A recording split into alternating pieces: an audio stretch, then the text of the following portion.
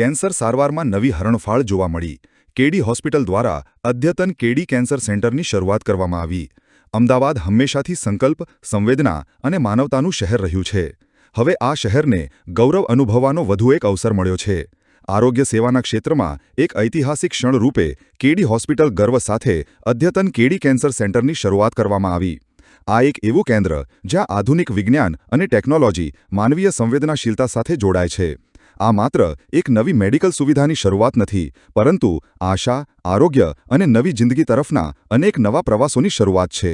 કેડી cancer સેન્ટરને cancer જેવી જટિલ બીમારી સામે એક સર્વગ્રાહી અને સુવ્યવસ્થિત સારવાર પ્રદાન કરવા માટે વિશેષ રીતે ડિઝાઇન કરવામાં આવ્યું છે.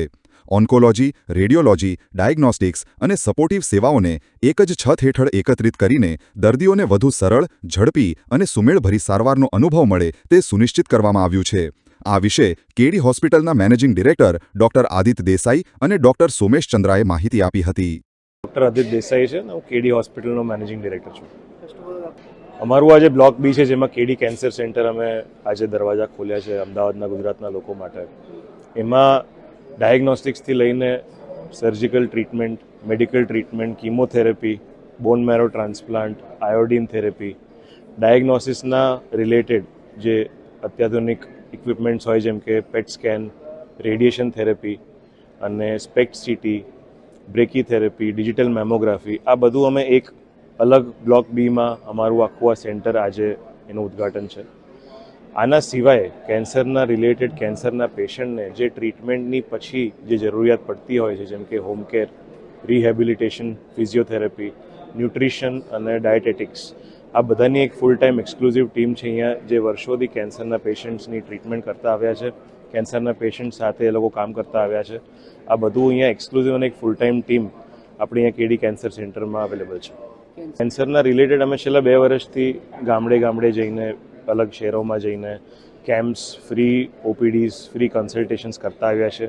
આ યુનિટના ઓપનિંગ સાથે અમારી એક ફૂલ ટાઈમ ફાઉન્ડેશનની ટીમ છે, જે ખાલી અવેરનેસ અને ફ્રી કન્સલ્ટેશન્સનું કામ કરશે આજથી. અને દરેક મહિનામાં અમે લોકો દરેક ગામડે જઈને, ગુજરાતનું છે, રાજસ્થાન, મધ્યપ્રદેશ, આ બધી જગ્યાએ જઈને કેન્સર અવેરનેસ રિલેટેડ ખાસી એક્ટિવિટીઝનું પ્લાનિંગ અમે કર્યું છે. मैं डॉक्टर सोमेश चंद्रा, मैं एक सर्जिकल ऑन्कोलॉजिस्ट हूँ. केडी हॉस्पिटल में पिछले लगभग 1.5-2 साल से हमने यहाँ सर्जिकल ऑन्कोलॉजी की स्थापना की है. और आज हम रेडिएशन सेंटर और न्यूक्लियर मेडिसिन सेंटर के साथ एक कंप्लीट केडी कैंसर सेंटर का उद्घाटन कर रहे हैं, जिसके अंदर दर्दियों को, मरीजों को कैंसर ट्रीटमेंट की सारी सुविधाएं एक ही छत के नीचे उपलब्ध होंगी. इसके साथ मेडिकल ऑन्कोलॉजी में बोन मैरो ट्रांसप्लांट का भी भाग कुछ ही समय में इसी बिल्डिंग के अंदर शुरू हो जाएगा. डिफरेंशिएटर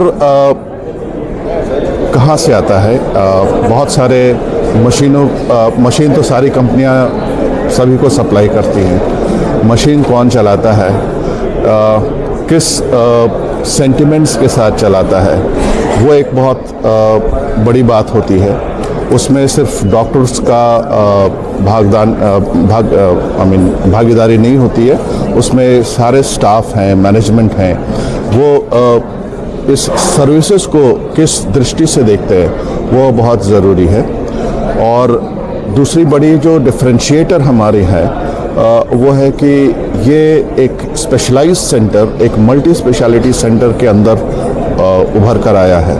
तो यहाँ पर पेशेंट्स को एसोसिएटेड कोमॉर्बिडिटीज़ के लिए कहीं और नहीं जाना है. सारे एक्सपर्ट्स एक ही इस रूफ के अंदर मिल जाएंगे. फॉरेन डॉक्टर्स और इंडियन डॉक्टर्स, हमारे सारे इंडियन डॉक्टर्स हैं या, पर हमारे फॉरेन के साथ बहुत सारे एक्रेडिटेशन हैं, जो जैसे हमारी गैस्ट्रोएंटरोलॉजी डिपार्टमेंट जो है, मेडिकल गैस्ट्रोएंटरोलॉजी, वो ASG का सर्टिफिकेशन है उसके पास.